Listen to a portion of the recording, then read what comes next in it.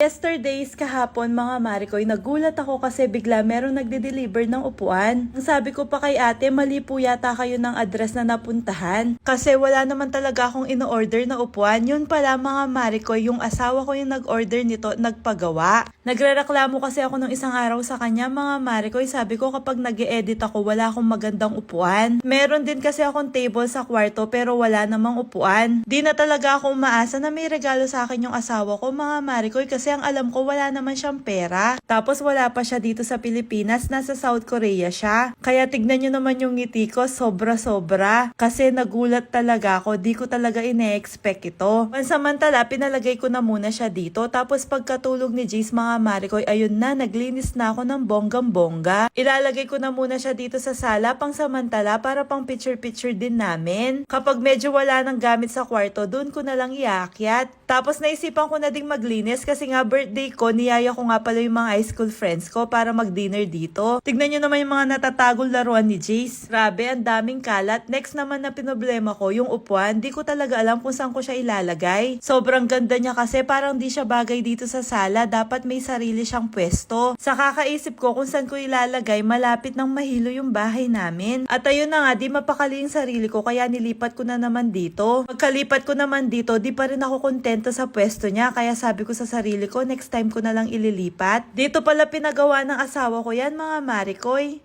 Si Jace naman kaaga-aga pinapaiyak niya ako. Tignan nyo naman mga Marikoy, ginawa niya ako ng DIY cake. Tapos kumakanta pa kami, tuwang-tuwa siya. Maraming salamat anak. Pagkatapos pala, nag-ready na ako para sa dinner namin mamaya. Wala po talaga akong balak mag-celebrate ngayong birthday ko. Wala din akong balak maghanda. Kaso yung mga kaibigan ko matagal nang nagyayaya dito sa bahay namin. Kaya pinagbigyan ko na. Tinurn on ko yung ilaw kasi mga Marikoy biglang umulan tapos biglang dumilim. At ayun na nga, inayos ko na yung table namin na para bang may pa-intimate dinner. May mga gamit naman kasi ako dito kaya ginamit ko na. Syempre, susosyalan na natin ng konti. Madalang lang ako magkaroon ng bisita. Nag-order na rin pala ako ng pagkain sa Shakarin. Syempre, di mawawala yung Jollibee. Sumakto naman, dumating na yung order ko sa Nanangs. Alam nyo ba, kahapon ko lang in-order to tapos nandito na ngayon. Sa sobrang sarap ng pagkain nila, naparami tuloy yung order ko. Saktong-sakto naman kasi may naisip akong lutuin mamaya. Ayan na pala yung inayos ko na table. Madami po talagang halaman kasi plantita din ako. At eto na nga, lulutuin ko yung roast beef ng Nanangs. Nakakatuwa lang kasi meron na mga ganito sa Shopee. Ilang minuto lang, pwede mo nang kainin. Nasa instruction pala na pwedeng lagyan ng tubig, kaya naglagay na din ako ng tubig. Tinikman ko, baka kasi sumobra ako sa tubig, pero mga Marikoy, sobra yung lasa niya. Sobrang sarap, tapos ang dami pang laman. At nilagay ko na dito, kaso sumobra sa sabaw. Kaya kumuha na ako para sa pagkain ni Jace. Bigla din tuloy ako nagutom.